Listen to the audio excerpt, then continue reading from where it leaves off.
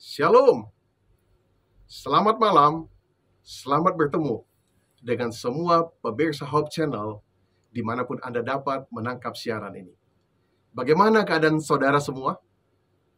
Semoga kita semua sehat dalam pemeliharaan kasih Tuhan.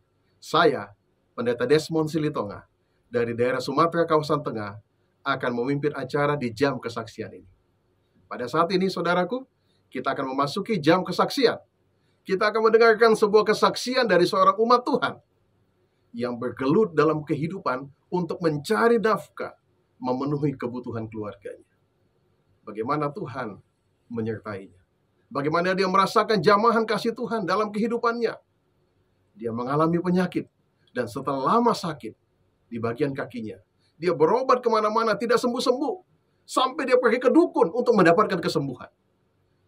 Tuhan punya jalan bagi setiap anak-anaknya. Rencana Tuhan adalah rencana yang terindah. Dia menunjukkan jalan yang tepat untuk kesembuhannya.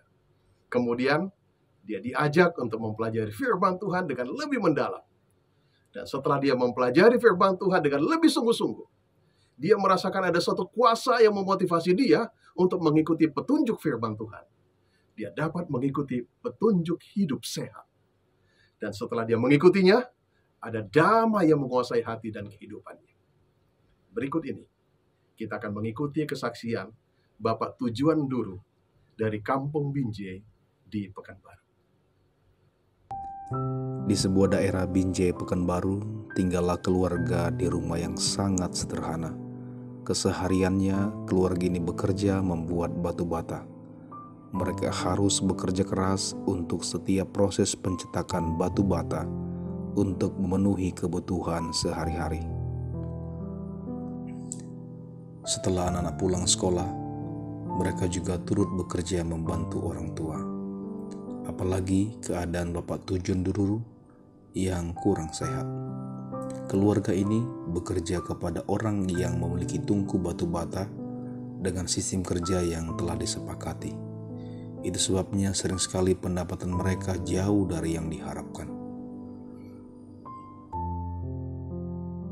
Ya, nama saya Tujuan Duru, umur 37 dan memiliki seorang istri dan memiliki juga punya 2 anak laki-laki. Yang namanya satu anak pertama Aldin Duru dan Daya Cisegin Duru. Pekerjaan saya sehari-hari sebagai batu bata. Baik itu pun kerja sama orang maupun bedeng orang. Jadi pencarian tuanya pas-pasan ataupun nggak cukup.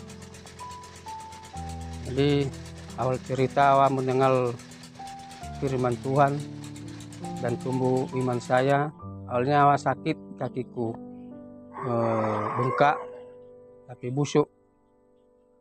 Jadi udah banyak kami cari obat sehingga pergi ke dukun, ke sini ke sana, nggak tahu juga nggak mau sembuh.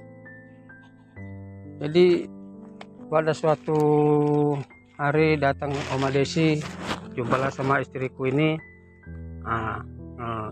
dikasih tahu lah tentang yang kualam ini, yang sakit ini.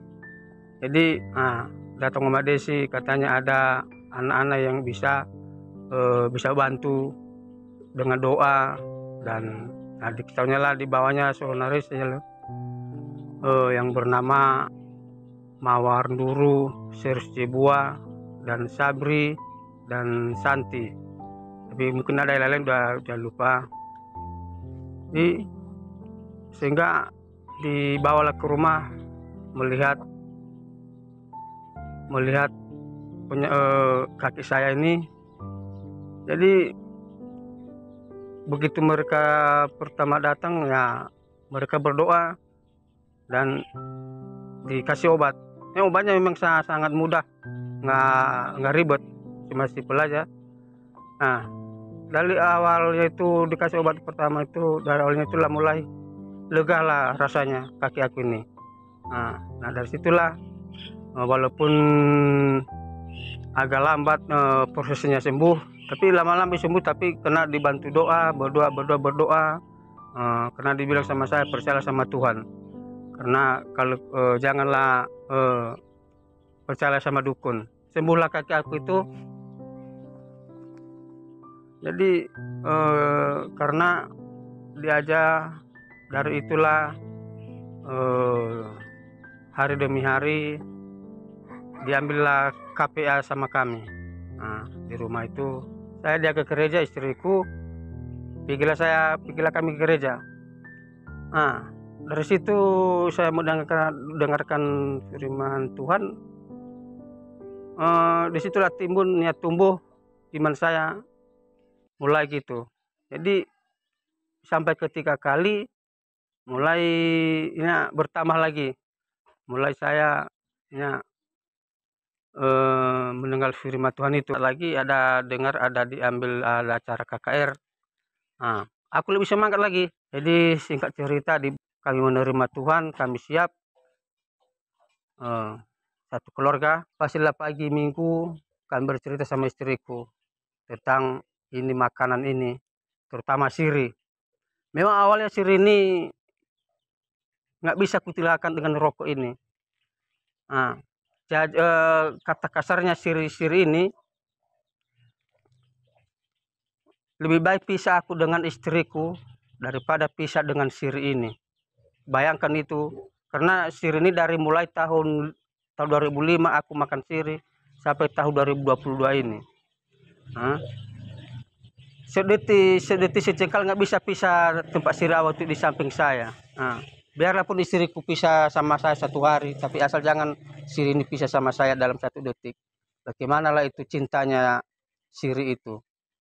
Jadi kami cerita, ya memang ini juga bahaya, merusakkan kesehatan.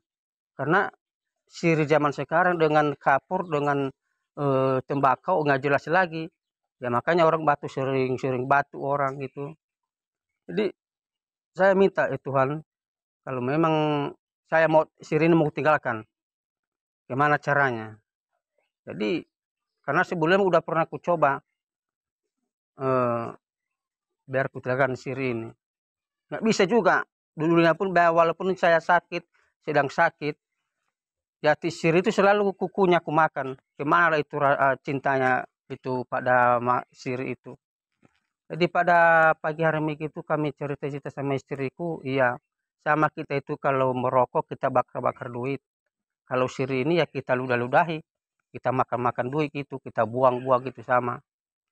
Jadi pergilah istriku ke pasar, saya tinggal sendiri di rumah itu dengan termenung di bangku.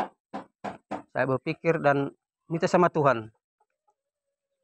Minta saya itu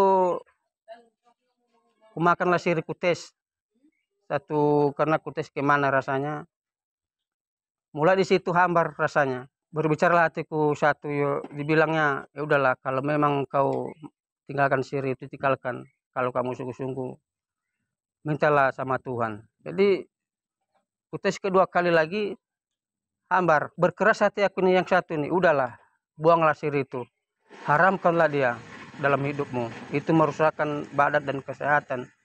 Dan juga mengurangi bisalah ekonomi. Karena 1 minggu bisa 100.000. 1 minggu hanya untuk siri. Dengan kapur, dengan pinang. Jadi kutes lagi sampai ketiga kali. Mulut saya jadi kena kapur semua. Udah lecek itu gusi-gusi saya ini. Nah, dari situlah percaya itu. Kukumpulkanlah semua itu daun-daun siri dengan pinang. Itu langsung kubawa ke belakang rumah, pohon pisang. Kataku, haramlah kau siri. Sampai jumpa selama-lamanya. Sampai tinggal selama-lamanya gitu. Jadi saya merasa senang. Udah kulepaskan itu, nggak ada merasa susah gitu. Jadi setelah kami dibaptis banyak kali mukjizat dan juga banyak percobaan. Sehingga ekonomi kami jatuh. Banyak utang. Jadi selalu saya percaya sama Tuhan. Kami selalu berdoa. Dan selalu dibuka jalan. Itulah kalau kita dekat sama Tuhan, banyak percobaan.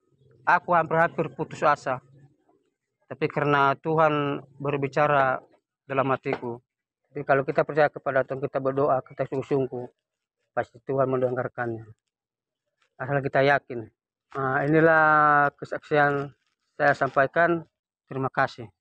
Demikianlah kesaksian yang telah kita dengarkan bersama. Semoga dapat menjadi berkat bagi kita semua. Tuhan Yesus memberkati. Shalom.